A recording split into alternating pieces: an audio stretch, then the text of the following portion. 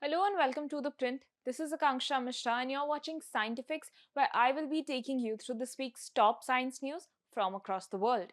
Our first story today is about an interesting announcement from NASA's Jet Propulsion Lab about the new processor or chip that they are making for the next generation of space missions. You all know what processors are. Even though they are small enough to fit in our palms, they really are where the magic is done in computers. Spacecraft also use processors to control the multiple systems and process data for navigation and for communication. However, for the longest time, even as on ground processors changed and evolved, and we now have super fast processors and semiconductor chips, for spacecraft, our technology remained the same because of one main reason: radiation shielding. NASA is set to change that. Their new next generation computer chip will make future spacecraft far more smart and more autonomous, allowing it not only to capture but also process data in space, use artificial intelligence, and react to emergencies without waiting for instructions from Earth. It is built to survive for years, millions of miles away from any repair facility, and most importantly, it's built to withstand heavy radiation. The next phase of AI enabled spacecraft is here. Next up, we'll be discussing the findings of a study that began in 1974. That's right, Swedish scientists at the Karolinska Institute followed a group of people from age 16 to age 63 in one of the most ambitious longitudinal studies ever to understand how aging and physical fitness are related.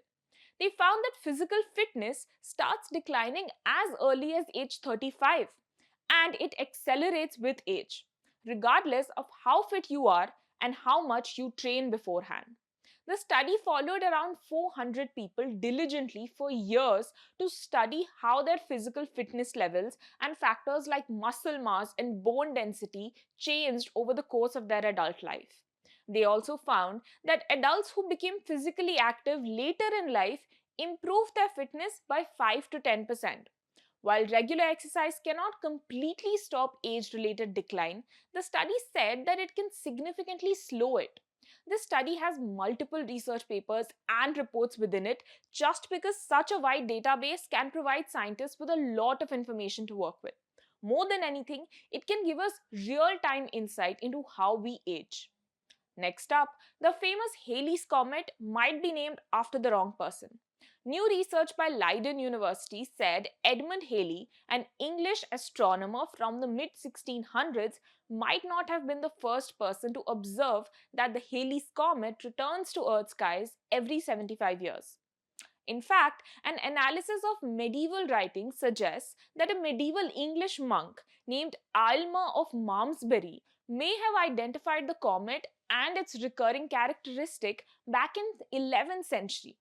The research was carried out based on a medieval historian, William of Malmesbury's writings, who said that the monk witnessed two separate appearances of the comet on the Earth's skies and made the link. Halley's Comet remains one of the most fascinating celestial phenomena in the world, and it was last seen in 1986. In fact, the reason why Halley's Comet is so famous is because it was the first comet in the world to be proven to be a repeat occurrence every few years. But this new research questions the very name on which it is named. Finally, the history of humankind's use of horses goes way beyond 2000 BCE, according to new research by the University of Helsinki. Scientists from the university said that taming horses was not a single breakthrough that happened in 2000 BCE, but was a slow, uneven process that unfolded across generations and across regions. According to the paper, horses were already playing major social and economic roles before full domestication took hold. Around 3500 to 3000 BCE, steppe populations spread across Eurasia with wagons and horses, transforming travel, trade, and warfare.